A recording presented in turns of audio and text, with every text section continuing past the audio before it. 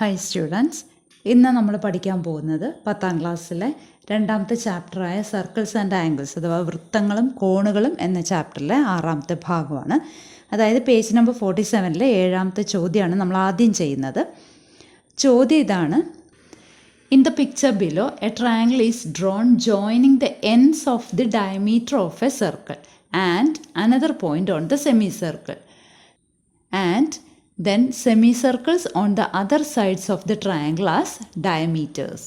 Prove that the sum of the areas of the blue and red crescents in the second picture is equal to the area of the triangle.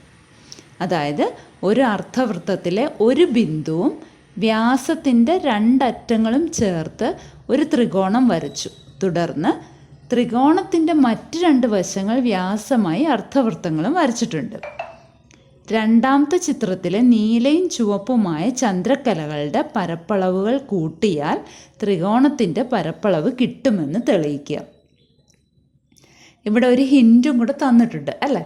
അതായത് hint 9ാം ക്ലാസ്സിലെ ആ ചാപ്റ്ററിലെ അവസാനത്തെ ക്വസ്റ്റ്യനാണ്. അവിടെ നമ്മൾ ഒരു മട്ടത്രികോണത്തിൻ്റെയാണ് എടുത്തിരിക്കുന്നത്. അവിടെയും ഇതുപോലെ അർദ്ധവൃത്തങ്ങൾ അഥവാ സെമി സർക്കിൾസ് ഉണ്ട്. വലിയ സെമി സർക്കിളിൻ്റെ, അതായത് ഞാനിവിടെ 3 കളർ യൂസ് ചെയ്തിട്ടുണ്ട്. എൻ്റെ കയ്യിലുള്ള 3 കളറാണ് യൂസ് ചെയ്തിരിക്കുന്നത്. റെഡ് കളർ സെമി സർക്കിളിൻ്റെ ഏരിയ എന്ന് പറയുന്നത് ഗ്രീൻ കളർ സെമി സർക്കിളിൻ്റെയും ബ്ലൂ കളർ സെമി സർക്കിളിൻ്റെയും കൂടെ ഏരിയയുടെ സം ആണെന്ന് നമുക്ക് പ്രൂവ് ചെയ്യണം. അതിനാണ് നമുക്ക് ഹിൻറ്റും കൂടെ തന്നിരിക്കുന്നത്. 9th സ്റ്റാൻഡേർഡിൽ നമ്മൾ ആ ലാസ്റ്റ് ക്വസ്റ്റ്യനായിട്ട് ചെയ്തതാണ്. അപ്പോൾ അത് റൈറ്റ് ആംഗിൾ തന്നെയാണ്, മട്ടത്രികോണമാണ്. അവിടെയും ചുവന്ന കളറിലെ സെമി സർക്കിളിൻ്റെ ഏരിയ എന്ന് പറയുന്ന മറ്റ് 2 സെമി സർക്കിളിൻ്റെ ഏരിയകളുടെ സമ്മാണ് നമ്മൾ പ്രൂവ് ചെയ്തായിരുന്നു. സെമി സർക്കിൾ എന്ന് പറയുമ്പോൾ അഥവാ അർദ്ധവൃത്തം എന്ന് പറയുമ്പോൾ, അർദ്ധവൃത്തം വലിയ അർദ്ധവൃത്തത്തിൻ്റെ പരപ്പളവ് എന്ന് പറയുന്നത് ചെറിയ പച്ച കളറിലെയും നീല കളറിലെയും ചെറിയ 2 അർദ്ധവൃത്തങ്ങളുടെ പരപ്പളവുകളുടെ തുകയാണ് എന്നാണ് തെളിയിക്കേണ്ടത്. അത്രയും തെളിയിച്ചതിന് ശേഷം നമ്മൾ എന്താണ് തെളിയിക്കേണ്ടത്? നമ്മളോട് ചോദിച്ചിരിക്കുന്നത് എന്താണ്? ആ നീല കളറിലെ ക്രെസൻറ്റും ചുവന്ന കളറിലെ ക്രെസൻറ്റിൻ്റെയും കൂടെ ഏരിയകൾ കൂട്ടുമ്പോൾ ആ ട്രയാങ്കിളിൻ്റെ ഏരിയ കിട്ടണം എന്നാണ് നമ്മളോട് ചോദിച്ചിരിക്കുന്നത്. അതിനുവേണ്ടി ആദ്യം നമ്മൾ ഈ പാർട്ട് പ്രൂവ് ചെയ്യും. എന്നിട്ടാണ് നമ്മൾ ക്രെസൻറ്റിലേക്ക് പോകുന്നത്. അതായത് നമ്മളോട് ചോദിച്ചിരിക്കുന്നത് ചന്ദ്രക്കല, നീല കളറിലെ ചന്ദ്രക്കലയുടെയും ചുവന്ന കളറിലെ ചന്ദ്രക്കലയുടെയും ഏരിയകൾ പരപ്പളവുകൾ കൂട്ടുമ്പം ആ ത്രികോണത്തിൻ്റെ പരപ്പളവ് കിട്ടണം എന്നാണ് നമ്മളോട് ചോദിച്ചിരിക്കുന്നത്. അതിനുവേണ്ടി നമ്മൾ ആദ്യം ഇത് പ്രൂവ് ചെയ്യും. ഇത് തെളിയിച്ചിട്ട് അതിൽ നിന്ന് ചന്ദ്രക്കലയുടെ ഭാഗം മാത്രം എടുത്തിട്ട് ത്രികോണത്തിൻ്റെ പരപ്പളവിനോട് തുല്യമാണെന്ന് തെളിയിക്കും. അർദ്ധവൃത്തം എന്ന് പറയുമ്പോൾ തന്നെ ഓർക്കണം, വൃത്തത്തിൻ്റെ പകുതിയാണ്. വൃത്തത്തിൻ്റെ പരപ്പളവ് കാണാനുള്ള സമവാക്യം എന്താണ്?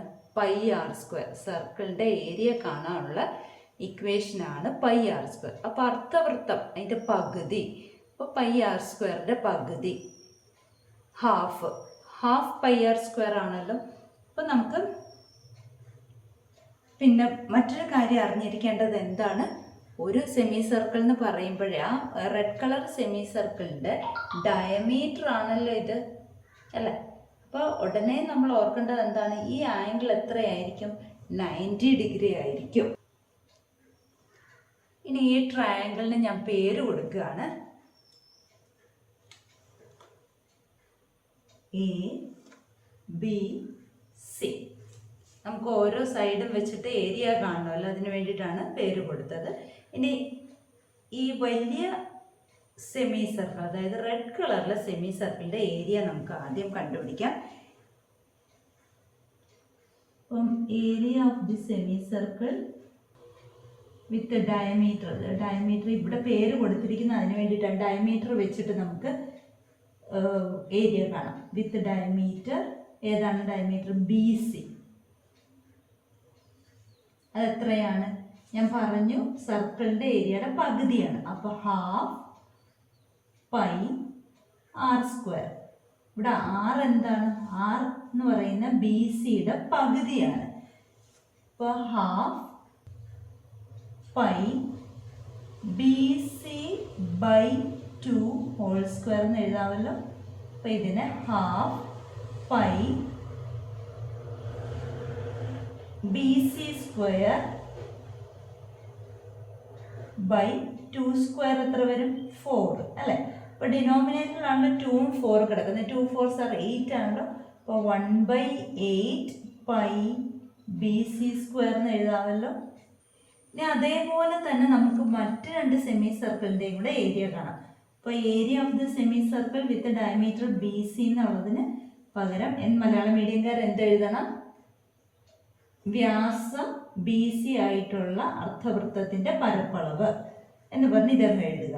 ഞാൻ ആ സ്റ്റെപ്പുകൾ ലാസ്റ്റ് ഒന്നും എഴുതി തരാം, കാരണം എല്ലാം കൂടെ എഴുതാൻ ഇവിടെ സ്പേസ് ഇല്ലാത്തതുകൊണ്ടാണ്. ഇനി അടുത്ത നമുക്ക് എ ബി ഡയമീറ്റർ ആയിട്ട് എടുക്കാം. Area of the semi circle with diameter A B.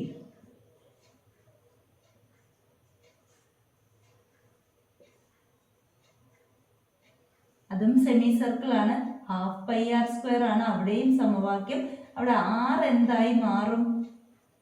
R എന്ന് പറയുന്ന എ ബിയുടെ പകുതിയാണ്.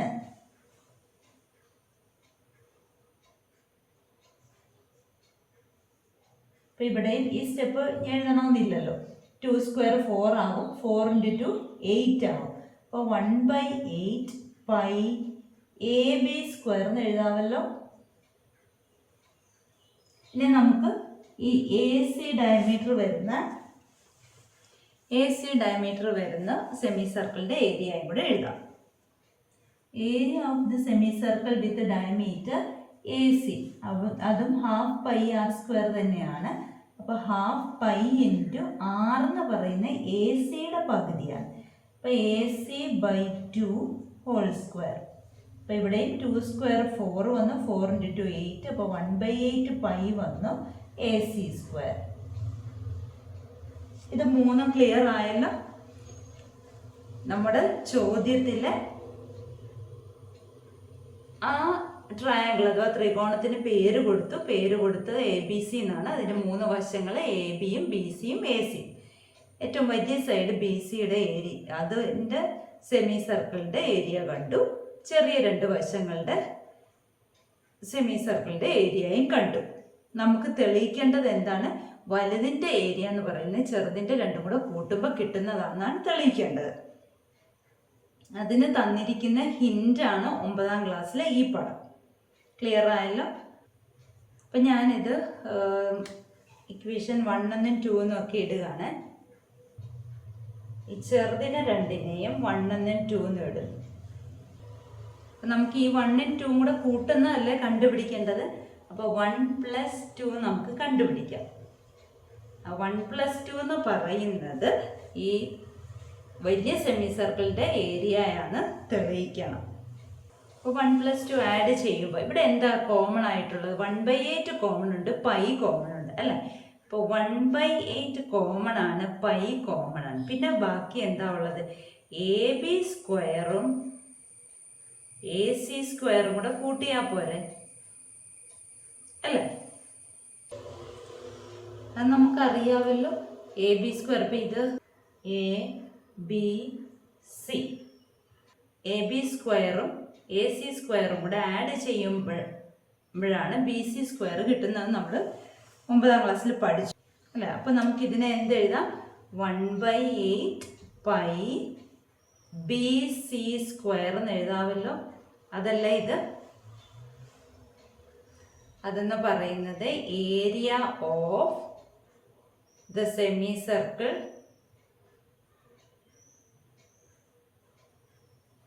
വിത്ത് ഡയമീറ്റർ ബി സി ആണല്ലോ. അതായത് ബിഗർ സെമി സർക്കിളിൻ്റെ ഏരിയയാണ്. ചെറിയ 2 സെമി സർക്കിളിൻ്റെ ഏരിയകളുടെ സം എന്ന് പറയുന്നത് വലിയ സെമി സർക്കിളിൻ്റെ ഏരിയയുടെ സമ്മാണ്. ഇനി നമ്മളോട് പ്രൂവ് ചെയ്യാൻ ചോദിച്ചിരിക്കുന്ന ഈ ക്രസൻറ്റുകളുടെ ഏരിയകളാണ് അല്ലേ? അപ്പോൾ ആ ക്രസൻറ്റുകളുടെ ഏരിയ കിട്ടാൻ വേണ്ടിയിട്ട്, അതായത് ആ ചന്ദ്രക്കല ഷേപ്പിൽ കിടക്കുന്നത് ഇതും ഇവിടുത്തെ ചന്ദ്രക്കലയുടെ ഷേപ്പും, അതാണ് നമ്മളോട് ചോദിച്ചിരിക്കുന്നത്. അപ്പം ഞാൻ ഈ ചെറിയ സെമി സർക്കിളുകൾ, അതായത് ചെറിയ സെമി സർക്കിളുകളുടെ സമ്മിനെ നമുക്കൊന്ന് മുറിച്ചെഴുതാം. അതായത് ഇതാ ഞാനിവിടെ പേര് കൊടുക്കാം. ഇതിനെ നമുക്ക് എ എന്ന് കൊടുക്കാം, ഇത് ബി എന്ന് കൊടുക്കാം, അതുപോലെ ഇതിന് സി എന്ന് കൊടുക്കാം, ഇതിന് ഡി എന്നും കൊടുക്കാം, ഇതിനെ നമുക്ക് ഇ എന്നും കൊടുക്കാം. എന്തിനാന്ന് പറഞ്ഞാൽ ചെറിയ സെമി സർക്കിളിൻ്റെ ഏരിയ എന്ന് പറയുന്നത് ഇത് രണ്ടും കൂടെ കൂട്ടുന്നതാണ്. ഈ ചെറിയ സെമി സർക്കിളിൻ്റെ ഏരിയ എന്ന് പറയുന്നത് ഇത് രണ്ടും കൂടെ കൂട്ടുന്നതാണ്. മനസ്സിലായോ? അപ്പോൾ നമുക്ക് അങ്ങനെ സ്പ്ലിറ്റ് ആക്കി എഴുതിയാലേ ഉള്ളൂ ഈ ക്രസൻറ്റിൻ്റെ ഏരിയ കിട്ടത്തുള്ളൂ. അപ്പോൾ ഈ ചെറിയ സെമി സർക്കിൾ ഒന്നെന്നുള്ളത് ചെറിയ സെമി സർക്കിളിൻ്റെ ഏരിയയാണ് ഏത് ഡയമീറ്റർ എ ബിയുടെ. ഡയമീറ്റർ എ ബി എന്ന് പറയുമ്പോൾ ഈ എയും ബിയും കൂടെ കൂട്ടുന്നതല്ലേ. അപ്പോൾ അതിനെ നമുക്ക് എന്തെഴുതാം? എ പ്ലസ് ബി, മനസ്സിലായല്ലോ, പ്ലസ് ഈ 2 എന്ന് പറയുന്നത്, ഈ 2 എന്ന് പറയുന്നത് ആരുടെ ഏരിയയാണ്? ഡയമീറ്റർ എ സി ആയിട്ട് വരുന്നത്. ഡയമീറ്റർ എ സി വരുന്നത് ഇതാണല്ലോ, അതെന്താ? സിയും ഡിയും കൂടെ കൂട്ടുന്നത്, സി പ്ലസ് ഡി. അപ്പം ഇത് 4ഉം കൂടെ കൂട്ടിയപ്പോൾ നമുക്ക് എന്ത് കിട്ടി? Area of the bigger semi circle. Area of the bigger semi circle എന്താണ്? നോക്കിക്കേ, ഈ ബിഗർ സെമി സർക്കിൾ എന്ന് പറഞ്ഞാൽ ഈ ചുവന്ന സെമി സർക്കിളാണ്. അതിനകത്ത് ഈ ബി വരും, സി വരും, ഇ വരും. അപ്പോൾ B plus C plus E, ഇത് 3ഉം വന്നല്ലോ. അതിനകത്ത് ബിയും ക്യാൻസൽ ആയിപ്പോവും, സിയും ക്യാൻസൽ ആയിപ്പോവും. പിന്നെ എന്തേ ഉള്ളൂ? എയും ഡിയും കൂടെ കൂട്ടുന്നതാണ് ഇ. എഴുതാമല്ലോ. എ എന്ന ഭാഗവും ഡി എന്ന ഭാഗവും കൂടെ കൂട്ടുമ്പോൾ ഇ എന്ന ഭാഗം കിട്ടും. ഇനി ക്രസന്റ് ഏതൊക്കെയാണെന്ന് നോക്കിക്കേ. എ എന്ന ക്രസന്റ് ആണ് ടെക്സ്റ്റ് ബുക്കിലെ ബ്ലൂ കളറിലെ ക്രസന്റ്, നീല കളറിലെ ചന്ദ്രക്കല. ഡി എന്ന ഭാഗമാണ് ടെക്സ്റ്റ് ബുക്കിലെ ചുവന്ന കളറിലെ ചന്ദ്രക്കല, റെഡ് കളർ ക്രസന്റ്. അപ്പോൾ അത് രണ്ടും കൂടെ കൂട്ടുമ്പോൾ നമ്മുടെ ത്രികോണത്തിൻ്റെ പരപ്പളവ് കിട്ടും. മനസ്സിലായില്ലേ? അപ്പോൾ മലയാളം മീഡിയംകാർക്ക് സ്റ്റെപ്സ് എഴുതി തരാം. ഈ 3 സ്റ്റെപ്സ് മാത്രം മതിയല്ലോ, ബാക്കി സെയിം തന്നെയാണല്ലോ, പേരുകളല്ലേ വന്നിരിക്കുന്നത്, ബാക്കി സെയിം തന്നെ. അപ്പോൾ ഞാനത് ഇവിടെ എഴുതി തരാം. വ്യാസം ബി സി ആയ അർദ്ധവൃത്ത പരപ്പളവ്. എന്നിട്ട് ഈ സ്റ്റെപ്പ് നിങ്ങൾ എഴുതണം. എന്നിട്ട് ലാസ്റ്റ് സ്റ്റെപ്പ് മാത്രം ഞാൻ മുകളിൽ എഴുതി തരാം, സ്പേസ് കുറവായതുകൊണ്ടാണ്. ഈ സ്റ്റെപ്പ് നിങ്ങൾ എഴുതിക്കണം. അതേപോലെ മറ്റ് 2 സ്റ്റെപ്സും ഞാൻ എഴുതി വരാം. ഈ ഇതിനും 1, 2 എന്ന് കൊടുക്കുക. എന്നിട്ട് ബാക്കി ഈ സ്റ്റെപ്പുകളെല്ലാം സെയിം അതേപോലെ തന്നെ എഴുതുക. ഇതൊരു ഇമ്പോർട്ടൻറ്റ് ക്വസ്റ്റ്യൻ ആണ്, എല്ലാവരും പഠിക്കുക. ഇനി നമുക്ക് അടുത്ത ക്വസ്റ്റ്യൻ ചെയ്യാം. 8ാമത്തെ ക്വസ്റ്റ്യൻ ഇതാണ്. In the picture A B and C D are perpendicular chords of the circle. Prove that the arcs A P C and B Q D join together make A semi circle. ഇവിടെ figure തന്നിട്ടുണ്ട്. A ബിയും C ഡിയും ലംബമായിട്ട് വരുന്ന ഞാണുകളാണ്. ഇവിടെ തെളിയിക്കാൻ പറഞ്ഞിരിക്കുന്നത് A P C എന്ന ചാപവും B Q D എന്ന ചാപവും കൂടി ചേർത്ത് വെക്കുമ്പോൾ ഒരു അർദ്ധവൃത്തം കിട്ടും എന്നാണ് നമുക്ക് തെളിയിക്കേണ്ടത്. ഇവിടെ ചോദ്യത്തിൽ 2 കോഡുകൾ അഥവാ ഞാണുകളാണ് തന്നിരിക്കുന്നത് അല്ലേ. അപ്പോൾ പെർപെൻഡിക്കുലർ ആണ് അഥവാ ലംബമാണ് എന്ന് പറഞ്ഞിട്ടുണ്ട്. അപ്പോൾ ഈ ആംഗിൾ 90 ഡിഗ്രിയാണ്. ഇനി നമ്മളോട് ചോദിച്ചിരിക്കുന്നത് ഈ ആർക്ക് എ പി സിയും ആർക്ക് ഡി ക്യു ബിയും കൂടെ ചേർത്ത് വെക്കുമ്പം ഒരു സെമി സർക്കിൾ കിട്ടും. അപ്പോൾ സെമി സർക്കിൾ എന്ന് പറയുമ്പോഴേ ഓർത്തോണം സെൻട്രൽ ആംഗിൾ 180 ഡിഗ്രിയാണ്. ചാപം എ പി സിയും ചാപം ഡി ക്യു ബിയും കൂടെ ചേർത്ത് വെക്കുമ്പോൾ ഒരു അർദ്ധവൃത്തം കിട്ടണം എന്നാണ് ചോദിച്ചിരിക്കുന്നത്. അപ്പോൾ അർദ്ധവൃത്തം എന്ന് പറയുമ്പോൾ ഉടനെ ഓർക്കേണ്ടത് അതിൻ്റെ കേന്ദ്ര കോൺ 180 ഡിഗ്രിയിൽ നമുക്ക് കിട്ടണം. അപ്പോൾ നമുക്കിവിടെ സെൻറ്റർ എവിടെയാണെന്ന് നമുക്കറിയാം. സെൻറ്റർ മാർക്ക് ചെയ്തിട്ടുണ്ട്. അതിന് O എന്ന് പേര് കൊടുക്കുകയാണ്. അപ്പം സെൻട്രൽ ആംഗിൾ ഈ ചെറിയ ആർക്ക്, ഈ എ പി സി എന്ന് പറയുന്ന ആർക്കിൻ്റെ സെൻട്രൽ ആംഗിൾ നമുക്കൊന്ന് വരയ്ക്കാം. നമുക്ക് 2 ആർക്കുകളാണല്ലോ വേണ്ടത്, അതിൻ്റെ 2ൻ്റെയും സെൻട്രൽ ആംഗിൾ നമുക്ക് വരയ്ക്കാം. അപ്പം ഈ ആർക്ക്, ഈ എ പി സി എന്ന് പറയുന്ന ചാപം കേന്ദ്രത്തിൽ ഉണ്ടാക്കിയിരിക്കുന്ന കോണാണ് ഞാൻ ഇപ്പോൾ റെഡ് കളറിൽ വരച്ചിരിക്കുന്നത്.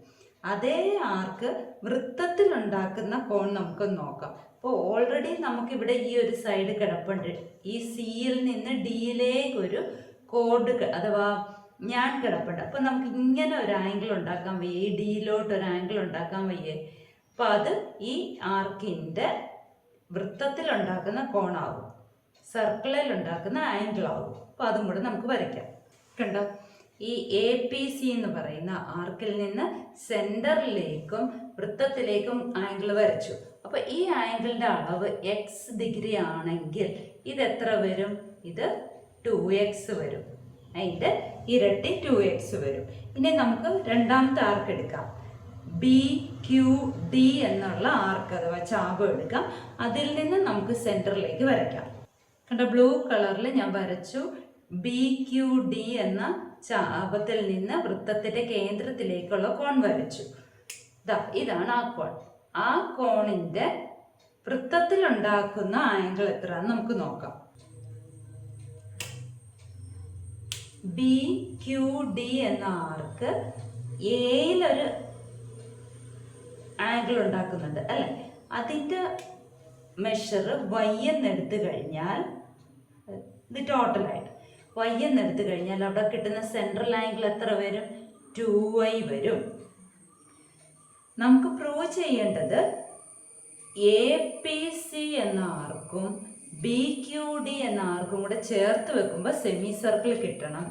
അതായത് എ പി സിയും ബി ക്യു ഡിയും കൂടെ ചേർത്ത് വെക്കുമ്പോൾ സെമി സർക്കിൾ കിട്ടുക എന്ന് പറഞ്ഞാൽ, അർത്ഥവൃത്തം കിട്ടുക എന്ന് പറഞ്ഞാൽ സെൻട്രൽ ആംഗിൾ 180 ഡിഗ്രി കിട്ടണം. സെൻട്രൽ ആംഗിൾ അഥവാ കേന്ദ്രകോൺ 180 കിട്ടണം. അപ്പോൾ ഇവിടെ കേന്ദ്രകോൺ ഏതൊക്കെയാണ് വന്നിരിക്കുന്നത്? ഈ എ പി സിയുടെ കേന്ദ്രകോൺ 2xും ബി ക്യു ഡിയുടെ കേന്ദ്രകോൺ 2yയും ആണല്ലോ. അപ്പോൾ നമുക്ക് എന്താ തെളിയിക്കേണ്ടത്? 2xും 2yയും കൂടെ കൂട്ടുമ്പോൾ 180 കിട്ടിയാൽ മതി. അതായത് 2 കോമൺ ആണല്ലോ. അപ്പോൾ എക്സ് പ്ലസ് വൈ 90 ഡിഗ്രി എന്ന് തെളിയിച്ചാൽ മതിയല്ലോ അല്ലേ? അപ്പം നമുക്കിവിടെ രണ്ട് കോഡുകൾ, രണ്ട് ഞാണുകളാണ് എ ബിയും സി ഡിയും നമുക്ക് തന്നിരിക്കുന്നത്. അത് പരസ്പരം ലംബമാണെന്ന് ആദ്യമേ പറഞ്ഞായിരുന്നു. അപ്പോൾ ആ മീറ്റ് ചെയ്യുന്ന പോയിന്റിനെ ഞാൻ 6 എന്ന് എടുത്തു. അപ്പോൾ നമുക്ക് ഈ ഒരു ട്രയാങ്കിൾ എടുക്കാം. ഞാനിപ്പോൾ കാണിച്ചു തരാം. ഈ ഒരു ട്രയാങ്കിൾ എടുക്കുക. ഈ ഒരു ട്രയാങ്കിൾ എടുത്തു കഴിഞ്ഞാൽ, അതായത് എ ആർ ഡി എന്ന ട്രയാങ്കിൾ എടുക്കുക. In triangle A R D, മനസ്സിലായത്? എ ആർ ഡി എന്ന ത്രികോണത്തിൽ ഈ കോൺ 90 ഡിഗ്രിയാണ്. അതായത് ഇതൊരു മട്ട ത്രികോണമാണ്, ഒരു റൈറ്റ് ട്രയാങ്കിൾ ആണ്. അതിനകത്ത് മറ്റ് രണ്ട് കോണുകളുടെ തുക എത്രയായിരിക്കും? ഒരു മട്ടത്രികോണത്തിലെ ഒരു കോൺ 90 അപ്പോൾ മറ്റ് രണ്ട് കോണുകളുടെ തുക എത്രയായിരിക്കും? 90 ഡിഗ്രി ആയിരിക്കും. ഇതിൻ്റെ കാരണം എന്താണ്? A B perpendicular C D ആണ് ചോദ്യത്തിൽ തന്നിട്ടുണ്ട്. അത് പരസ്പര ലംബങ്ങളാണെന്ന് ചോദ്യത്തിൽ തന്നിട്ടുള്ളത് കൊണ്ടാണ് ഇതൊരു മട്ടത്രികോണം അഥവാ റൈറ്റ് ട്രയാങ്കിൾ ആയത്. അപ്പം അതിൻ്റെ മറ്റേ രണ്ട് കോണുകളുടെ അളവുകളുടെ തുക 90 ആയിരിക്കും. എക്സ് പ്ലസ് വൈ 90 ആയപ്പോൾ 2x പ്ലസ് 2y എന്തായി? 180 ഡിഗ്രി ആയി. 2x പ്ലസ് 2y എന്ന് പറയുന്നത് എന്താ? എ പി സി എന്ന് പറയുന്ന ചാപത്തിൻ്റെ കേന്ദ്രകോണും ബി ക്യു ഡി എന്ന ചാപത്തിൻ്റെ കേന്ദ്രകോണും കൂടെ കൂട്ടിയപ്പം 180 ഡിഗ്രി ആയി. അല്ലെങ്കിൽ അതൊരു സെമി സർക്കിളായി. അപ്പം നമുക്ക് എന്ത് എഴുതാം? Therefore APC and BQD joined together make a semicircle.